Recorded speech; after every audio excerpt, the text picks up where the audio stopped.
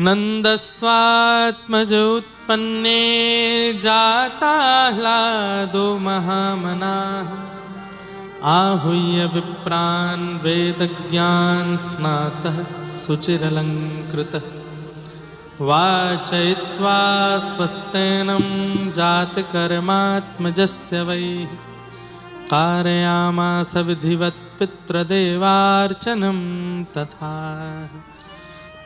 नंद जी के लाला भयो है, और ये खबर जब से सब ब्रजवासीन को पता चली है महाराज, हृदय में इतना उत्साह, इतनी उमंग और इतने आनंद में सब ब्रजवासी भर गए हैं। सबने अपने घर के चौक पुराए हैं, बंधन बार बांधे हैं, सबन ने अपने घर ब्राह्मणन को बुलाकर के उनसे स्वस्ति वाचन करायो है। ब्राह्मण आके कह रहे हैं, बोले लाला तो नंद बाबा के भयो, तुम अपने घर काई को उत्सव मना रहे हो? ब्रजवासी बोले, पतो ना, जब से ये बात सुनी है कि नंद जी के लाला भयो, पतो ना क्यों चित्त में अत्यंत आह्लाद हो रहा है, अत्यंत आनंद हो रहा है। मन हो रहा है कि हम भी उत्सव मनाएं, हम भी अपना घर सजाएं। ठाकुर जी की व्यापकता और ठाकुर जी की उपस्थिति का यह प्रमाण है कि वह अपरिचितों के चित्त में भी प्रेम को प्रकट करता है, वह सबके चित्त को आनंदित करता है। यह ठाकुर जी की उपस्थिति का प्रमाण है। रामनवमी हो चाहे जन्माष्टमी हो, चाहे अब कटनी के रंगनाथ मंदिर में उत्सव चल रहा हो, लेकिन कई घर के लोग अपने घर को सजा लेंगे, अपने घर पर बंधन बार बांधेंगे। उत्सव रंगनाथ मंदिर में, पर उन्होंने घर क्यों सजाया?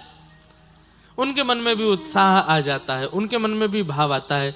यह प्रमाण देता है कि यह ठाकुर जी का उत्सव है, क्योंकि सब अपना उत्सव मान करके उसको करने लगते हैं। अब कटनी में किसी के घर शादी है, आप अपने घर घोड़ी थोड़ी बुलाओगे, बैंड बाजे थोड़ी बजवाओगे, उसके घर है तो वो करे। लेकिन ठाकुर जी के उत्सव में सर्व व्यापकता का अनुभव यह प्रमाणित करता है कि वो ठाकुर जी का उत्सव है। सबको सुख होता है, सबको आनंद। कभी सवारी निकलती है, शोभा यात्राएं निकलती हैं, लोग बाग अपने घरों को सजाते हैं जहां से उसको निकलना है। लोग बाग अपने घरों से पुष्प वर्षा करते हैं। हमारे प्यारे राधा गिरधर लाल जी आज पधारेंगे कथा में। आज 56 भोग होंगे ठाकुर जी के। तो लाल जी का भी ब्याहुला था, तो लाल जी की बारात निकली। बरसाना में बारात जब ठाकुर जी की निकली, 10 किलोमीटर की लगभग बारात थी, तो ब्रजवासी माताएं जिनको हम जानते तक नहीं है, बस उनके मार्ग से बारात निकलनी थी, इसलिए उन्होंने अपने घर सजाए और घर सजा करके घर में पकवान बनाए, और जितने बाराती थे सबको पवा रहे हैं रास्ते में ही, हमको नहीं पता कौन है। और जैसे ही लाल जी की बारात पहुंची तो वो माताएं घूंघट कर ली। तो मैंने पूछी एक मैया, मैंने मैया घूंघट क्या कर रही है? बोले हम बरसाने वाली हैं, हमारे जमाई हैं ये हमारे घूंघट कर रही हैं। और फिर हमारे यहाँ क्या है कि जब बारात आती है तो गारी गाते हैं। माताएं बहनें अपने छतों पर चढ़ करके, लाखों की भीड़ थी लाल जी की बारात में, और वो बर्तन बजा करके, ढोल नगाड़े बजा करके गारियां गा रही हैं। ठाकुर जी को ऐसे अंगूठा दिखा रही है, हमारे व्रज में इसको सींग दिखाना बोलते हैं, चिढ़ाने, ऐसे चिढ़ाते हैं, ऐसे लाल जी को चिढ़ा चिढ़ा करके गारी गा रही हैं। कई माताओं के झुंड मेरे को पकड़ लिए। माताओं की उम्र कितनी होगी? 60 साल, 70 साल, 80 साल। एक मैया थी, उसको तो 2 लोग उठा के लाए। मैंने कि कहो मैया? बोले हम सारी हैं, ठाकुर जी की नेक चाहिए। मैंने कहा ये कैसे भाव बन सकता है इनका? हम बरसाने वाली हैं, हमारो नेक कहां है? नेक दे के जाओ। मैंने कहा हमारे 4 साल के ठाकुर जी हैं, उनकी 80 बरस की सारी है। बिना दांत वारी। तो ठाकुर जी के उत्सव में, ठाकुर जी के लीला में, ठाकुर जी के व्यवहार में आपको अपने उत्सव इतने फीके लगेंगे ना, फिर अपना मनाने का मन ही नहीं करेगा। हम सत्य बता रहे हैं बात। हम तो अपने जीवन का नव प्रसंग प्रारंभ किए दिसंबर में, लेकिन उसका पूर्ण भरपाई हुई जब ठाकुर जी का ब्याहुला हुआ, तो अपना प्रसंग फीका लगने लगा ठाकुर जी के प्रसंग के आगे। और ये मन में भाव आया कि हम कितने भी अपने उत्सव मना लें, कितनी भी सुंदर व्यवस्था करके मना लें, पर ठाकुर जी के उत्सव और व्यवस्था की बराबरी नहीं कर सकते। क्यों? क्योंकि व्यवस्था में सामग्री लगती है, ठाकुर जी के उत्सव में आनंद और भाव लगता है, प्रेम लगता है। आप कुछ मत करो, अपने जन्मदिन पर गुब्बारे लगाना, ठाकुर जी के जन्मदिन पर कुछ मत करना, बस 2 केले के वृक्ष बाहर रख देना घर के, अपने आप ही घर का वातावरण ही बदल जाएगा। ठाकुर जी के उत्सव में व्यवस्थाएं नहीं आती हैं, ठाकुर जी के उत्सव में प्रेम आता है, भाव आता है, उत्साह आता है, और फिर अपना उत्सव मनाने का मन नहीं होता। नंद बाबा के आत्मज उत्पन्न हुए। नंद बाबा ने जाकर के ब्राह्मणों को आमंत्रित किया, ब्राह्मणों ने आकर के स्वस्ति वाचन करके ठाकुर जी का मंगला शासन किया। वाचयित्वा स्वस्तेनम जात कर्मात्मजस्य वै, जात कर्म संस्कार हुआ ठाकुर जी का, नालच छेदन संस्कार हुआ। तत्पश्चात सब ब्रजवासी आनंद में भर करके गा रहे हैं, नाच रहे हैं, उत्सव मना रहे हैं।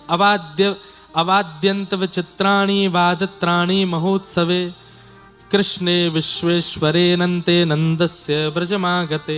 इतना सुंदर वर्णन है कि ब्रजवासी कैसे उत्सव मना रहे हैं। बोले अवाद्यंत विचित्राणि, ऐसे ऐसे वाद्य बज रहे हैं जो विचित्र हैं, और तबला ढोलक नगाड़े ढोल ये सब नहीं बज रहे हैं। बोले विचित्र विचित्र वाद्य बज रहे हैं। तो कैसे विचित्र बाज? बोले थाली बज रही हैं, कांसे बज रहे हैं, कटोरियां बज रही हैं, चम्मच बज रही हैं, थाल के थाल बज रहे हैं। क्यों? उत्सव मनाने के लिए सामग्री चाहिए, तो जो मिलता है वही बजा रहे हैं। सब ब्रजवासी आनंद में भर के नृत्य कर रहे हैं, उत्सव मना रहे हैं। नंद जी के घर लाला भयो है। इतने में ही खबर पहुंच गई महाराज बरसाने में, और श्री बरसाने के वृषभानु बाबा को पता चली कि हमारे मित्र नंद बाबा के लाला भयो है। तो लाला हेवे की बात सुनते ही नंद वृषभानु जी अपने सब बरसाने वासीन के साथ में डलियान में सुंदर सुंदर सामग्री बधाई लेकर के नंद भवन पहुंचे। लेकिन घर में जब बालक होता है तो बधाई के रूप में क्या आता है? घर में जब बालक हो तो बधाई वाले क्या लेके आते हैं? खिलौना लेके आएंगे, टोपी कुर्ता लेके आएंगे, वस्त्र लेकर के आएंगे, झुनझुना लेकर के आएंगे, आदि आदि ये सब सामग्री लेके आएंगे। लेकिन वृषभानु बाबा की डलियाओं पर जब नजर गई तो क्या सामग्री है? बोले गले के हार लेके आए हैं, मणि लेके आए हैं, माणिक लेकर के आए हैं, पामन की जूती लेके आए हैं, सिर की पाग लेकर के आए हैं, और सबसे आगे अपने सिर पर थाल लेकर के कीर्ति मैया, राधा रानी की मैया, वो थाल लेकर के चल रही है। उसमें नारियल रखा है, वस्त्र रखे हैं और टीको रखो है। सामग्री से अनुमान लग गया कि ये बालक उत्पन्न होने पर दी जाने वाली सामग्री नहीं है, तो विवाह पक्का करने वाली सामग्रियां लेकर के जा रहे हैं। नंद बाबा ने जब अटारी से देखा हमारे मित्र भानु बाबा आ रहे हैं, और जब उनके साथ में आ रही सामग्रियों पर दृष्टि डाली, सब ब्रजवासी बोले अरे अरे देखो देखो देखो भानु बाबा को देखो, कहाँ लेके आए हैं? बोले सोने चांदी हीरे माणिक मान। अरे भैया लाला के काजे खिलौना लेके आने चाहिए, पलना लेके आना चाहिए, वस्त्र लेके आते, टोपी कुर्ता लेके आते, ये तो कहा इतनी सब सामग्री? तो आपस में काना फूसी हो रही है ब्रजवासियों में। बोले कहा, बोले ऐसा तो ना है कहीं नंद बाबा और भानु बाबा ये बचपन के मित्र हैं, अब ये बचपन की मित्रता कहीं संबंध में परिवर्तित तो नहीं हो रही है? कहीं ऐसा तो नहीं है इन दोनों के बीच में संबंध स्थापित है, व्यवहारो है? लेकिन आश्चर्य की बात क्या है, संबंध तो तब हो कि नंद बाबा के लाला है, भानु बाबा के, लेकिन भानु बाबा के तो लाली अभी भई ना है, किशोरी जी का जन्म नहीं हुआ अभी, तो फिर टीको कैसे आ गए हो? नंद बाबा आए, भानु बाबा को हृदय से लगाओ, आओ आओ आओ भैया, आपके आशीषों लाला भयो है। कीर्ति मैया बोली कहाँ है लाला, दिखाओ हमको। जैसे ही पलना के पास गई, पलना से लाला को उठा के गोद में लियो, और कीर्ति मैया ने तुरंत लाल जी को टीको कियो, टीको करके गले में सोने की चैन पहनाई, पामन में पाजेब पहनाई, और गोद में नारियल और दक्षिणा धर दी और अक्षत डाल दिए ठाकुर जी के ऊपर, मतलब रोका कर दिया ठाकुर जी का। कितने दिन के ठाकुर जी हैं? 2 दिन के। 2 दिना के दुल्हा बने हैं ठाकुर जी। कभी सुना 2 दिना के बालक का रोका हो गया हो? अब रोका बोलते हैं कई जगह पे, कई जगह उसको टीका बोलते हैं, कई जगह क्या बोलते हैं, पक्की बोल देते, पक्की हो गई। अब नंद बाबा संकोच में दूर खड़े होकर देख तो रहे हैं। जैसे ही भानु बाबा गले मिल गए, अरे अब तो आप हमारे समधी है गए, गले लगो। नंद बाबा बोले जय हो भैया, समधी जी की जय हो, लेकिन भैया एक संकोच है नेक में, मैं थोड़ा बोल दूं। बोले हाँ बोलो। बोले आपने लाला को टीको कर दियो, आपने लाला को संबंध पक्को कर दियो। बोले तो ये बात तो हमारी पहले ही है गई, हम दोनों मित्र की अगर एक के भी लाला भयो तो वो दूसरे को जमाई बनेगो। तो हमने आपके लाला भयो, हमने वो को टीको कर दियो, अभी हमारा जमाई बनेगो। बोले वो सब बात भी ठीक है, पर दुल्हन कहाँ है? अभी कीर्ति मैया के लाली तो भई नहीं, अभी बरसाने में किलकारी तो आई नहीं है, और आप लाला को टीको कर गए। अब टीको तो आप कर गए, मान लो 1-2 साल में अगर कोई समाचार आया भी और कहीं आपके यहां भी लाला है गयो तो? कीर्ति मैया और भानु बाबा के नेत्र सजल है गए।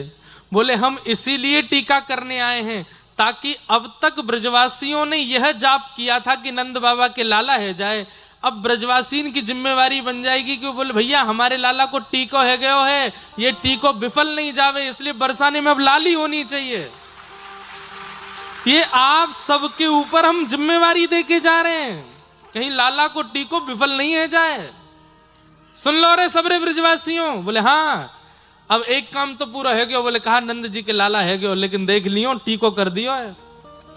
अगर कहीं बरसाने में लाला है गयो तो फिर जगत हंसाई होगी तुम्हारे लाला की। बोले जमाई बन गए लेकिन बहू नहीं आई, इसलिए आज से ही माला में जपना शुरू कर दो। बोले कहा, बोले बरसाने में लाली होनी चाहिए, बरसाने में लाली होनी चाहिए। महाराज उसी समय से सब गोकुलवासी जप में लग गए हैं, यमुना जी में प्रार्थना कर रहे हैं, दुग्धाभिषेक कर रहे हैं, ब्राह्मणों से अनुष्ठान करा रहे हैं। बोले क्यों? नंद जी के लाला भयो है, अब भानु बाबा के लाली होएगी तभी ब्याह संपन्न होएगो। और ठीक 1 वर्ष बाद बरसाने के लोग नहीं घबरा रहे हैं, गोकुल में घबराहट हो रही है सबको, हे भैया लाली ही होए। कल हम कह रहे थे ना, नंदा यशोदा करें एक लाला है जाए फिर भले 6 लाल। अब यहाँ नंदा और सुनंदा कह रही हैं कैसे वो भानु बाबा की लाली है जाए। और जैसे ही महाराज तिथि आई, वहां भी अष्टमी तिथि आई है और जैसे ही सूर्य उदय हुए, पूरे बरसाने से पूरे व्रजमंडल में हवा की तरह बात फैली। और जैसे ही कान में पड़ी, पिछली साल तो भाई है गए, अब की बार भाई बोले है गई। बोले कौन भाई? बोले भानु बाबा के लाली भाई है। और ये खबर सुनते ही महाराज जन्म की बधाई नहीं गब रही हैं, तो ब्याह की बधाई गब रही हैं। बोले लाला अब हमारे दुल्हा बने, दुल्हा बने नंद लाला, दुल्हन श्यामा प्यारी जो प्यारी। दुल्हा बने नंद लाला, दुल्हन वृषभानु दुलारी। आहा, यहां से नंद बाबा लाला को लेकर के गए हैं और वहां भानु बाबा के भवन में गए। 2 दिना की लाली, और 2 दिना की लाली की बगल में जैसे ही लाला को सुवायो है, युगल को देख करके महाराज सब बरसाने वासी, नंदगाम वासी, ब्रजवासी सब आनंद करने लगे, सब उत्सव मनाने लगे, युगल की बलैया लेने लगे। और अविचल राखें यह जोड़ी अविचल रहे वृंदावन। ऐसे हमारे व्रज के भाव हैं, ये व्रज की कथाएं हैं। तो श्री ठाकुर जी का विवाह, ठाकुर जी का प्राकट्य हुआ, ब्रजमंडल में उत्सव मन रहा था। इतने में ही एक राक्षसी का आगमन हुआ जिसका नाम है पूतना। पूत माने पवित्र, ना माने जो नहीं है, उसको पूतना कहते हैं। और जिसको पूत यानी कि बालक प्रिय नहीं है, उसको भी पूतना कहते हैं। बंधुओं, संसार में बालक किसी को अप्रिय लगते हो ऐसा हो नहीं सकता। बालक सबको प्रिय लगते हैं, लेकिन बालक भी जिसको बिल्कुल प्रिय नहीं लगते, बालकों को देख के जिसको बिल्कुल ये लगता है भाई इनको दूर रखो मुझसे, मुझे नहीं देखे जाते, कहीं ना कहीं ये भैया ये पूतना वाला दोष है। अगर किसी को बालकों के प्रति भी प्रीति नहीं है बालकों के छोटे बालकों के गाल देख करके, उनकी चाल देख करके, उनके गदमदरा से हाथ देख करके, उनकी किलकारी और उनकी नटखट लीलाएं देख करके, अरे हम कह रहे हैं रुदन देख करके भी जिसके चित्त में करुणा नहीं आती, वो इस बात को प्रमाणित मान ले कि उसको ठाकुर जी नहीं मिल सकते। जो अत्यंत कोमल सुकोमल बालक को देख करके भी प्रियता चित्त में ना ला सके, वो ठाकुर जी को देख के कैसे प्रियता ले आएगा? इसलिए बालकों के प्रति जो ये प्रीति चित्त में उत्पन्न होती है ना, उनके प्रति लाड़ उत्पन्न होता है, उनको गोद में लेने की इच्छा होती है, इस बात का प्रमाण है कि आपके अंदर वात्सल्य है, और इस वात्सल्य के भाव से भगवत प्राप्ति संभव है। बालकों के प्रति प्रीति, सबको आता है प्रेम। हाँ, वो बात अलग है, कई लोग खिलाने नहीं आते बालक, तो वो डर के मारे नहीं लेते कि भाई हमसे कहीं गिर नहीं जाए, पर प्रेम तो सबके चित्त में आता है। पर पूतना कौन है? जिसको छोटे बालक भी प्रिय नहीं लगते, वो पूतना। पूतना, पूतना का आगमन हुआ है तो राक्षसी, है तो कुरूपणी, है तो उसका शरीर बड़ा विचित्र भयावह है, लेकिन आज गोकुल में अत्यंत सुंदरी बनकर के आई है। अपनी राक्षसी विद्या का प्रयोग करके सुंदर नेत्र, सुंदर नासिका, सुंदर ओष्ठ, सुंदर केश, सुंदर हाथ, सुंदर पैर और सुंदर वस्त्र आभूषण पहन करके आई कि उसको देख करके सब मोहित हो गए। अभी इसका मैं बहुत सारे भाव आपको बताऊंगा, आप लोग ध्यान से सुनिएगा। है तो राक्षसी, पर बन के कौन आ रही है? लक्ष्मी। ऐसे लोगों से ठाकुर जी दूरी बना लेते हैं जो हैं कुछ और बनते कुछ, और ऐसे लोगों को भी पूतना कहते हैं जो हैं कुछ पर बनते कुछ और हैं। है तो महाकामी, है तो महाक्रोधी, है तो महालोभी, है तो महाईर्ष्यालु, लेकिन जब सबके सन्मुख प्रकट होने की बात आती है तो परम दीन बन जाते हैं। परम धन्यता, परम सरलता, परम दया का केवल आडंबर मात्र करते हैं। ठाकुर जी को वो प्रिय नहीं लगते। ठाकुर जी उसको फिर पूतना कह के ही बुलाते हैं, अरे पूतना। और पूतना को स्त्री, वैसे तो शब्द तो स्त्रीलिंग है, लेकिन जरूरी नहीं कि स्त्रियां ही हों, पुरुष भी पूतना होते हैं। पूत का मतलब पवित्र नहीं, वो पूतना। जिसके आचार विचार और व्यवहार शुद्ध नहीं है, पवित्र नहीं है, वो पूतना है। तो पूतना अत्यंत सुंदरी बनकर के आई। जैसे ही गोकुल में आगमन हुआ, सब पूतना को देख के मोहित हो गए। अरे अरे देखो देखो कितनी सुंदर। हमारी कटनी वाली कथा में एक अद्भुतता देखी आपने? बीच बीच में बड़े वाले शंख बजते हैं। आप लोग यदि सामान्य शंख बजाओगे, दक्षिणावर्ती शंख बजाओगे या और बढ़िया शंख बजाओगे, इतने स्वर नहीं आएंगे। पर देखो, हर चीज को सकारात्मक रूप से स्वीकार करो। अब भले ही जा कोई यंत्र ही रहा है, लेकिन उसका स्वर ऐसा लगता है कि मानो जैसे बीच बीच में कथा में शंखनाद हो रहा हो। और कभी ऊंचे स्वर में होता है, कभी धीमे स्वर में होता है, कभी मझले स्वर में होता है। तो देखो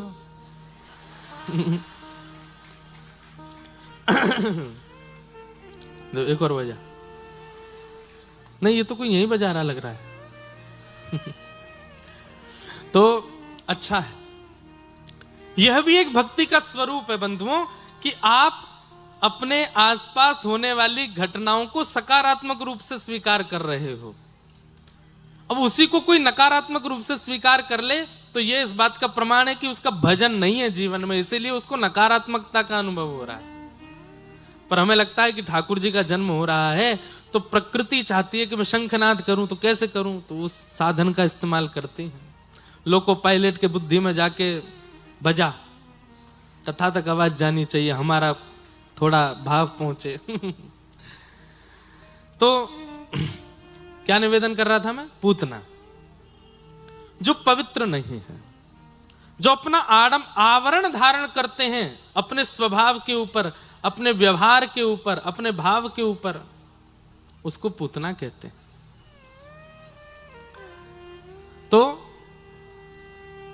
पूतना का आगमन हुआ, सब देख करके उसको आनंदित हो गए। अरे कितनी सुंदर, कितनी सुंदर। 6 महीने तक उत्सव मनता रहा ठाकुर जी का, पर उस 6 महीने के उत्सव के मध्य में जब पूतना आई तो पूतना का रूप देखते ही सब उसको देखने लगे।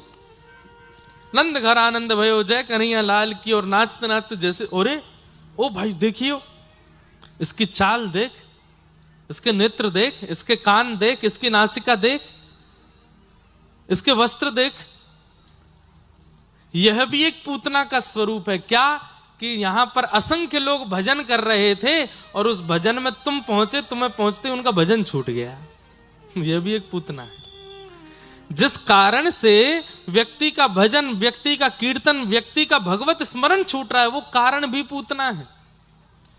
बड़े आनंद और एक टक लगा करके आप कथा सुन रहे थे, और कथा सुनते सुनते बिल्कुल भाव विभोर हो गए। 2-3 घंटे कब निकल गए पता नहीं चली, इतने में ही फोन बजा।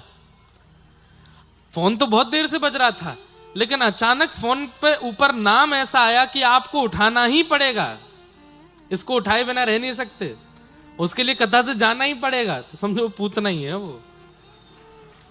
अब चाहे उतनी देर के लिए किसी का भी फोन आवे, लेकिन जिस कारण से, जिस व्यवस्था से, जिस व्यक्ति विशेष के कारण आपका भजन छूटता है, उतने भजन छुड़वाने की देर तक वो व्यक्ति पूतना ही है। ठाकुर जी को वो भाता नहीं है, तेने मेरे व्यक्ति का भजन कैसे छुड़वा दिया। भजन नहीं, पूतना ने सबका भजन छुड़वा दिया, सबका उत्सव छुड़वा दिया, अपनी ओर आकृष्ट कर लिया। इसलिए कथा में जो उठते बैठते हैं ना बीच में, उनको इतनी ध्यान रखना चाहिए कि मेरे उठने और किसी गतिविधि से आगे पीछे वाले का ध्यान भंग ना हो। नहीं तो मैं पूतना हूं, उसके भजन में विक्षेप बन रहा हूं, उसकी कथा में विक्षेप बन रहा हूं। बहुत सावधानी रखनी चाहिए। पूतना आई, जैसे ही नंद भवन में प्रवेश किया, सब तो मोहित हो ही गए थे, यशोदा मैया भी मोहित हो गई। अरे बड़ी सुंदर है जे, तो या को रूप तो देखो कैसी सुंदर है। उसकी सुंदरता देख करके यशोदा मैया को भी विश्वास हो गया, और मैया ने अपने लाला उसकी गोद में पधरा दिए। जैसे ही गोद में ठाकुर जी दिए, अब लोग यहां प्रश्न करते हैं कि महाराज जी, गोपियां पूतना के रूप को नहीं पहचान पाई, ग्वाल बाल पूतना के रूप को नहीं पहचान पाई, ये बात समझ में आता है, वे सब अवोध हैं। पर यशोदा तो कृष्ण की मां है, उनको तो ये बात समझनी चाहिए थी, इतना विचार करना चाहिए था कि ये पूतना है, इसकी गोद में ना दूं। भले ही वो प्रकट लीला में नहीं जान पाई कि ये पूतना है, पर प्रकट भाव से तो वो जान सकती थी कि ये पूतना है। इतना तो उनको विवेक होना चाहिए, किसकी गोद में ठाकुर जी को दूं, किसके में ना दूं। तब मन में एक उत्तर आया कि यशोदा कौन है? जीवाचार्य हैं, आचार्य हैं यशोदा। और आचार्य का काम क्या होता है? व्यक्ति के, शरण आए हुए व्यक्ति के दोष गुण का चिंतन ना करते हुए उसको ठाकुर जी की शरणागति कराना, ये आचार्य का स्वरूप है। अगर व्यक्ति के दोष देख करके आचार्य भगवत सन्निधि नहीं करा रहे हैं, तो इसमें दंड आचार्य को लगेगा ठाकुर जी के द्वारा। बोले भैया तुम किस लिए हो? तुम इसीलिए तो हो कि व्यक्ति के दोष गुण का चिंतन ना करते हुए उसको मेरी शरणागति कराओ। यशोदा जी आचार्य हैं, और आचार्य इस बात का विचार नहीं करते कि व्यक्ति का दोष क्या है, गुण क्या है, वो तो सीधे ठाकुर जी की शरणागति देते हैं। इसलिए यशोदा मैया ने आते ही पूतना की गोद में ठाकुर जी दे दिए। इससे एक बात और सिद्ध होती है, क्या? इधर देखो, ठाकुर जी की शरण में बिना आचार्य के जाओगे तो हो सकता है कि दोष गुण विचार करके आपको नकार दिया जाए, लेकिन आप आचार्य के पास जाओगे, यशोदा के पास जाओगे। यशोदा कौन? जो ठाकुर जी को नवावे, धुवावे, सुलावे, उठावे, खिलावे, पिलावे, आनंद करावे, मतलब आचार्य। उन आचार्य के पास यदि जाओगे तो आचार्य क्या करते हैं? दोष गुण का चिंतन ना करते हुए आपका हाथ पकड़ के ठाकुर जी के शरणागति करा देते हैं। हमारे श्रीरंगम में हुए धनुर्दास जी, धनुर्दास जी अपनी पत्नी से इतना प्रेम करते थे कि पत्नी जब चलती थी तो धनुर्दास जी छत्र लेके उल्टा चलते थे। उनके रूप को देखने में इतनी आसक्ति थी। कोई पति अपनी पत्नी से प्रेम करता, पर इतना प्रेम तो कलयुग में भी करने वाला नहीं हुआ होगा, आज की डेट में भी नहीं हुआ होगा, कि पत्नी जब बाजार में चले तो पति उल्टा चले उसको देखते हुए। ऐसा प्रेम करने वाला हो सकता है? धनुर्दास जी हुए।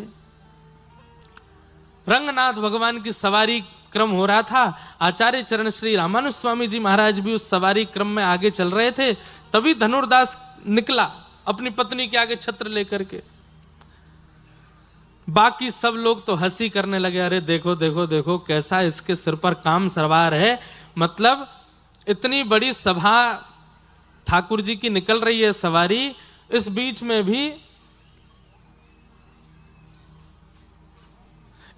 में भी अपनी पत्नी के ऊपर छत्र लेके चल रहा है। लेकिन ऐसा विचार करने की क्षमता जीव मानवों की होती है, ठाकुर जी की नहीं, आचार्यों की नहीं। तो जैसे ही रंगनाथ प्रभु की सवारी निकली, धनुर्दास अपनी पत्नी के आगे छत्र लेकर के निकला, तो बाकी सब जितने पंडित जी आदि सब थे, सब हंसने लगे। बोले देखो कैसा व्यक्ति है, इसको इतना विचार नहीं है कि ठाकुर जी की सवारी निकल रही है, मैं छत्र लेके ना चलूं।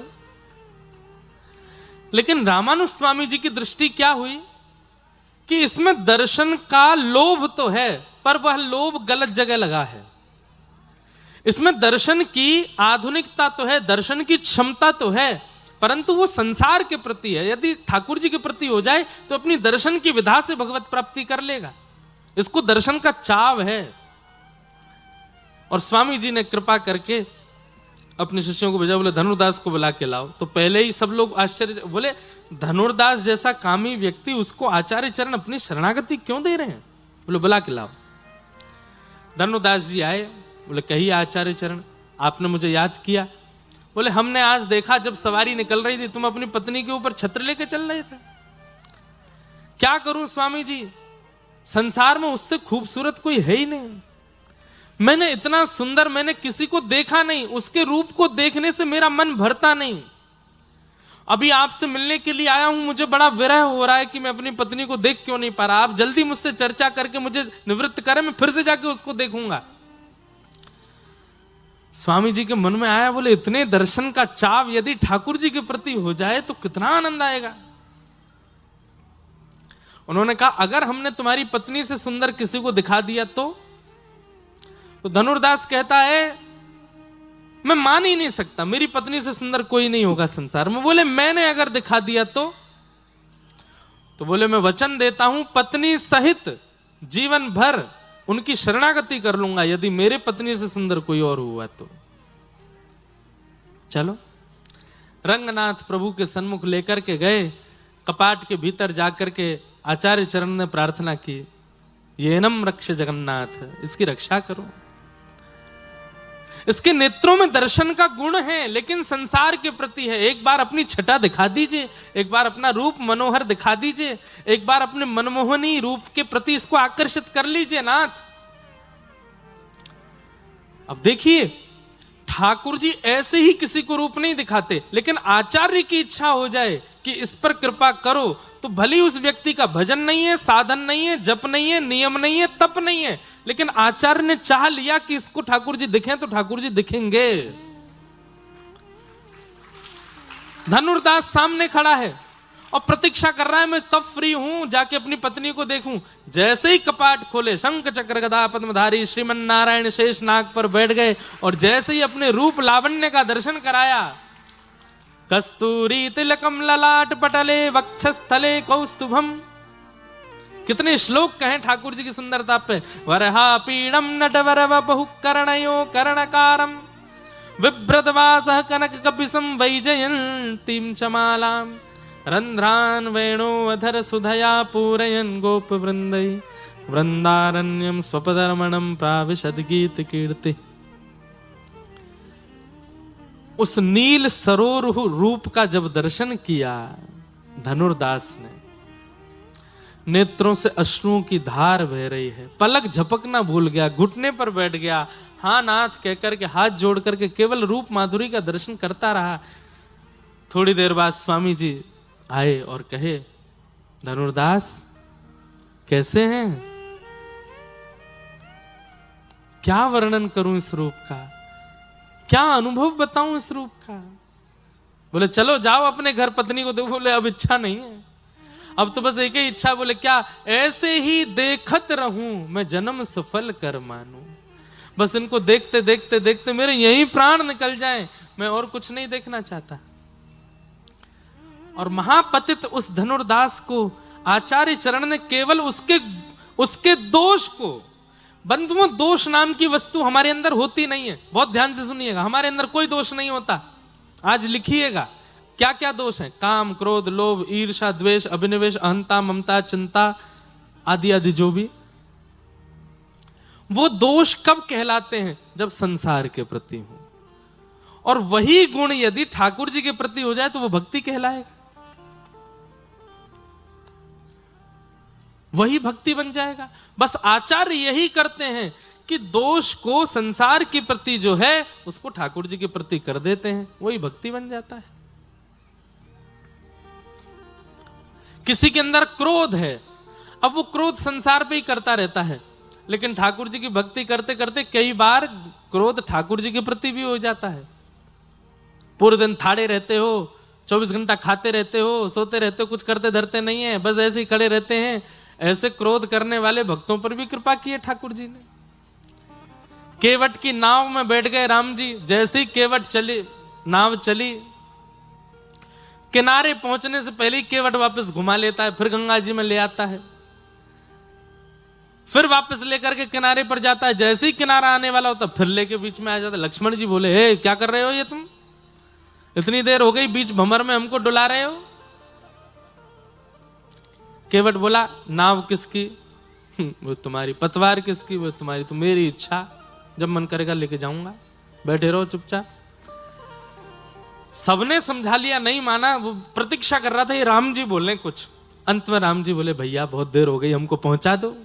केवट ने तुरंत पतवार रख के बोली, बस 5 बार में हार गए और खुद जो 84 लाख बार हमको घुमाते हो, तब एक बार भी दया नहीं आती आपको। कभी छिपकली बनाते हो, कभी चेटी बनाते हो, कभी चेटा बनाते हो, कभी कबूतर बनाते हो, कभी मगरमच्छ बनाते हो, मछली बनाते हो, 84 लाख में हमको इतनी बार घुमाते हो। हम भी तो कहते नाथ एक बार अपने वैकुंठ के द्वार पे लगा दो हम पे, तब तो बढ़िया, आपको दया नहीं आती, यहां 4 बार में हार गए। क्रोध, थोड़ी लड़ाई झगड़ा वाली भक्ति भी होती। अब यही संसार में करो तो ये क्या बन जाएगा, ये विषाद बन जाएगा। लेकिन वही केवट जब ठाकुर जी के प्रति उस भाव को कर रहा है तो वो भक्ति बन गया। गजराज तारो तेने आवने को, जावने को, खावने पकावने को मीराबाई तारी है। नरसिंह मेहता को तारो वही वार सवारने को, वेदन सुनावने को जय देव तारो है। हे ठाकुर जी, एक कवि कह रहे हैं ठाकुर जी से कि आप बड़े स्वार्थी हो। बोले क्यों? गजराज तारो, आपने गजेंद्र को क्यों तारा? बोले आपने सोचा इसको तार देंगे, बढ़िया वैकुंठ में एक सवारी खड़ी रहेगी हाथी की, जब कभी मन होगा तो इस पर चढ़ के घूमेंगे। गजराज तारो तेने आवने को, जावने को। मीराबाई को क्यों तारा? बोले वैकुंठ के रसोईया बढ़िया भोजन नहीं बना रहे, मारवाड़ की लाली लेके आओ। तो आपने मीराबाई तार दी, अब बढ़िया बना बना के खवाती है। नरसिंह मेहता को तारो वहीवार सवारने को। इतने लोग दान पुण्य हुंडियां भर भर के जाते हैं, एक अकाउंटेंट भी तो होना चाहिए वैकुंठ में, इसलिए नरसिंह मेहता तार दिए। वेदन सुनावने को जयदेव तारो है। ये सब आपने इसलिए तारे क्योंकि इनमें कोई ना कोई गुण था, उनसे इनका आपका कोई काम बन रहा था। पर हे कृपालु, मैं आपके किसी काम का नहीं हूं, मोहे तारो वा में आपकी भलाई है, मुझे तार के दिखाओ।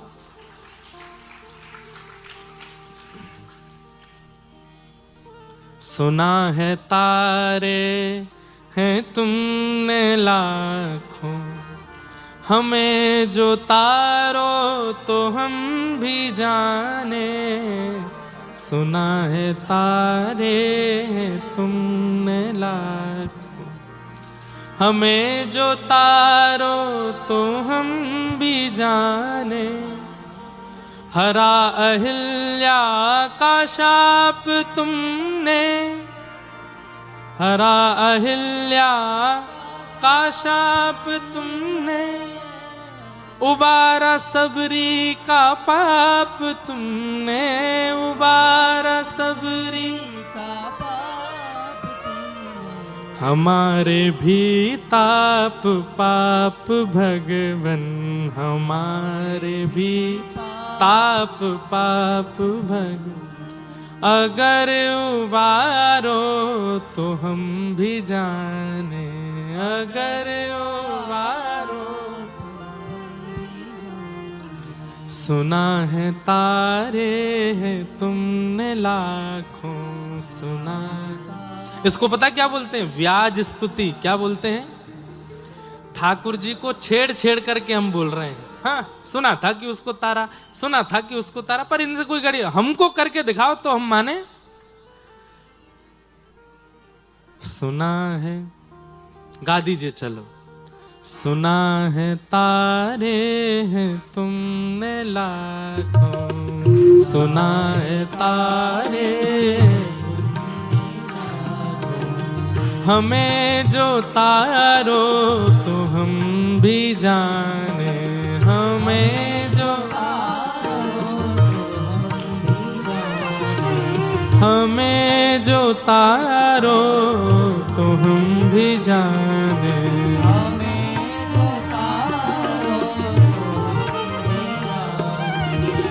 हरा अहिल्या का शाप तुमने, हरा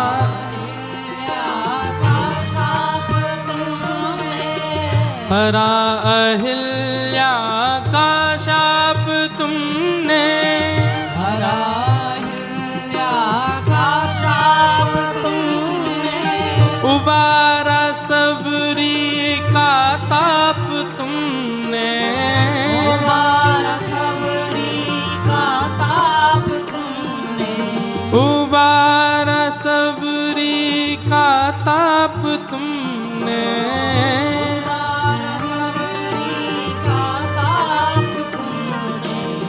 हमारे भी ताप पाप भगवन, हमारे भी पाप पाप भगवन, अगर उबारो तो हम भी जाने, अगर उबारो तो हम भी जाने, हे अगर उबारो तो हम भी जाने, अगर करताल बजा के गाओ। सुना है तारे है तुमने लाखों, सुना है तारे। श्री रंगनाथ भगवान की।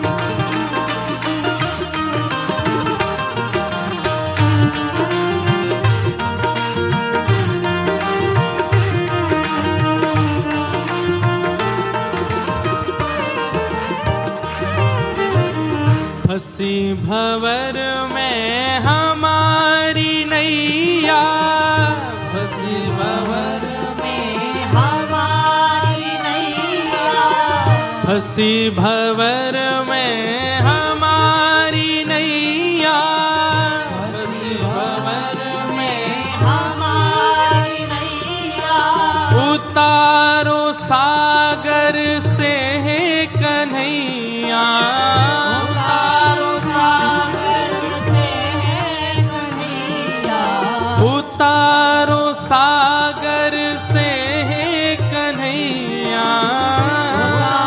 सागर से, और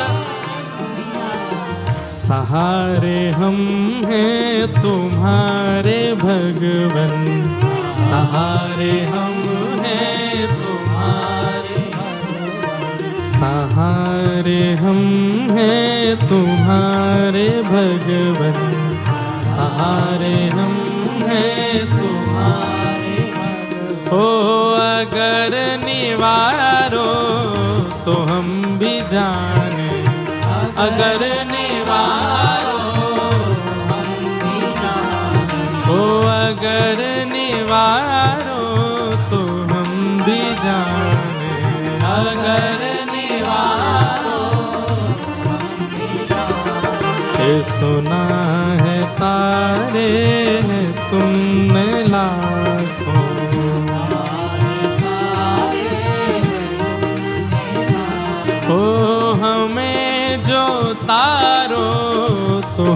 भी जाने।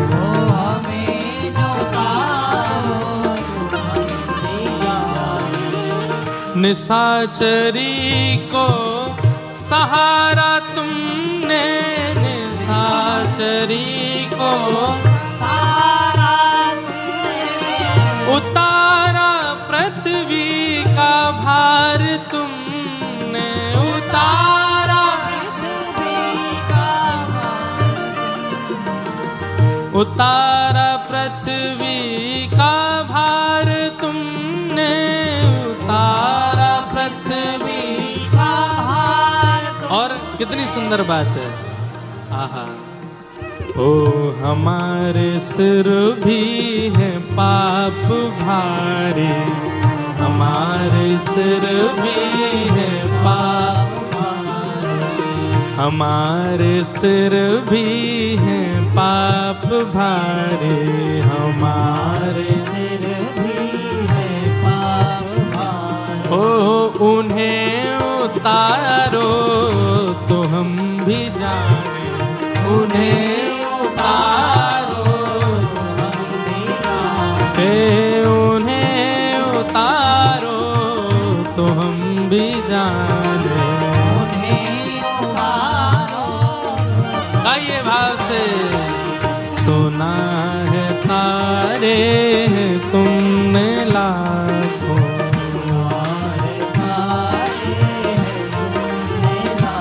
हो हमें जो तारो तो हम भी जाने, हमें जो हे राधे कृष्ण कृष्ण कृष्ण राधे राधे।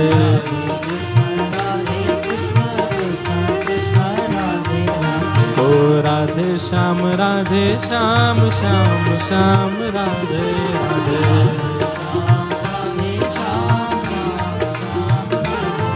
हे राधे कृष्ण कृष्ण कृष्ण राधे राधे।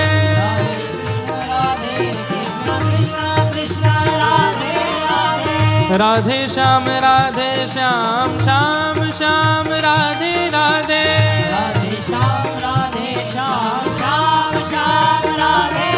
हे राधे कृष्ण कृष्ण कृष्ण राधे राधे।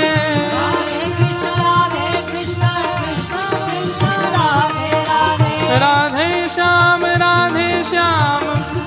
श्याम राधे राधे।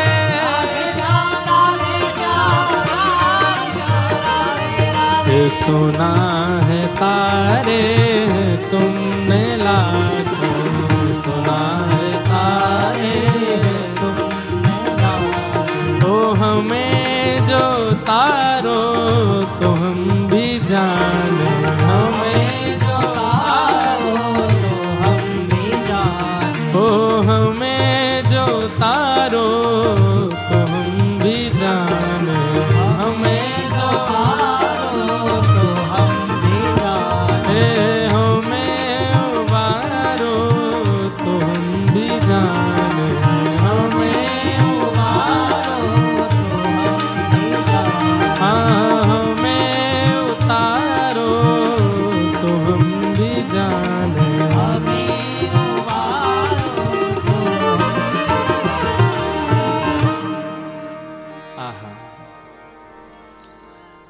हरा अहिल्या का शाप तुमने मिटाया, सबरी का पाप तुमने, हमारे भी पाप ताप भगवन अगर मिटा दो तो हम भी जाने। एक प्रकार से इस पद में चैलेंज है ठाकुर जी को, आपने सबके किए, हमारे करके दिखाओ तो हम माने। तो ऐसी स्तुतियां रोज नहीं करनी चाहिए, ये बात भी ध्यान रखो। ठाकुर जी को रोज चैलेंज नहीं देना चाहिए। ऐसे ही हमारे हनुमान जी का बजरंग बाण, उसमें हनुमान जी को शपथ दी जाती है राम जी की, वो भी रोज नहीं करना चाहिए। अब कई जगह कह सकते हैं कि भाई रोज हनुमान जी को बजरंग बाण करो, पर भक्ति प्रेम लक्षणा भक्ति करने वाले वो रोज हनुमान जी को शपथ नहीं दिलाते हैं राम जी की, भाई तुमको राम जी की दुहाई है, ये काम करना ही पड़ेगा। अरे वो बेचारे भजन में लगे, काय को उनको छेड़ रहे हो? हाँ, आपकी भक्ति निष्काम है तो आप तो खूब करो, उसमें कोई दिक्कत नहीं, पर हनुमान जी को सौगंध दे करके और ऐसे नहीं कहना चाहिए कि आप हमारा ये काम बनवाओ। साल में एक आध बार ऐसी स्तुति गानी चाहिए। हमने शायद 3-4 साल बाद ये पद गाया होगा आज कथा में, इतने साल से गाया ही नहीं। क्यों? ठाकुर जी को ज्यादा चैलेंज मत करो भाई। नगर का सबसे बड़ा सेठ हो ना, उसको ज्यादा छेड़ना नहीं चाहिए। कहीं बहुत जोर से किसी दिन चिढ़ गए तो फिर भैया वो काम बनवा भी देंगे, फिर तुमको ऐसा बिगाड़ेंगे, याद रखो।